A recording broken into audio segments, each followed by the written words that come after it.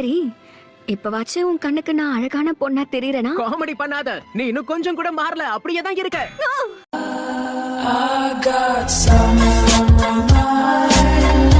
Sand வில்லேஜ்ல இவர்தான் சக்தி வாய்ந்த காசி காக்கி. அவர் மாயமா மறைஞ்சிட்டாரு அப்படின்னா சாசூரி, இதுக்கு காரணம் நீதானா?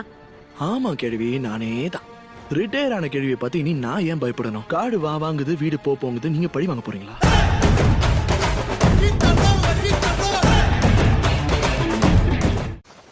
கைஸ் அண்ட் சை, நீங்க நல்லா தானே இருக்கீங்க? என்ன கேள்வி கேக்குற கண்ணா? என் உற்சாகமும் உழைப்பும் குறையறதுக்கு வாய்ப்பே இல்ல.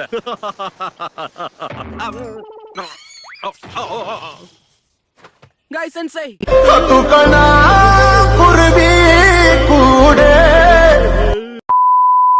சரி போட்டும், என் கூட்டத்துல கலைஞனா நான் ஒருத்தனாவது மிச்சம் இருக்கனே. மட்டிக்கினாரு ஒருத்தர் இவரை காப்பாத்தணும் கத்திரி, இவரை காப்பாத்தணும் கத்திரி.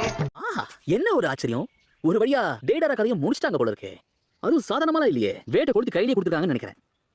இந்த இடத்த தொலைவனா இவனோட பாடி பார்ட்ஸ் எல்லாம் கிடைக்கும் போல இருக்கு. மரியாதையா என் கையை விடுற அறிவு கட்டவனே. ஏய், நீ இன்னும் சாவலியா?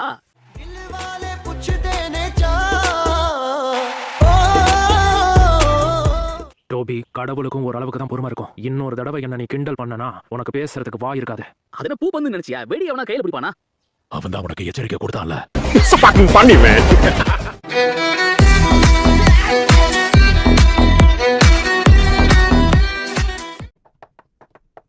இருங்க லேடிஸ், முன்னாடி இந்த படக்கு இப்ப நான் ரெஸ்டாரண்ட் மிஷனை கொடுக்க போறேன். நிஜமாவா? எஸ் ரேங்க் மிஷனா? நிஜமாவா? நீங்க நல்லா தானே இருக்கீங்க எபிசோ சென்சே? ஒண்ணும் இல்ல, ஹாட் ஸ்பிரிங்ஸ்ல ரொம்ப நேரம் இருந்ததால ஜலதோஷம் பிடிச்சிக்கிச்சு. பொண்ணுங்களை நோட்டம் விட்டுட்டு இருந்தேன்னு சொல்லுங்க.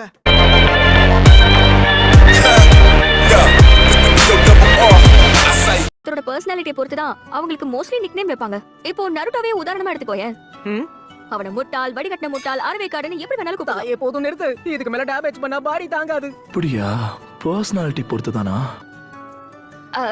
சாய், ஏன் இப்படி கீழே மேலே என்ன பார்த்துட்டு இருக்க? உன் அட்வைஸ்க்கு தேங்க்ஸ். உனக்கு ஒரு செல்ல பேரை யோசிச்சு வச்சுட்டேன், அழுக்கு மூட்டை.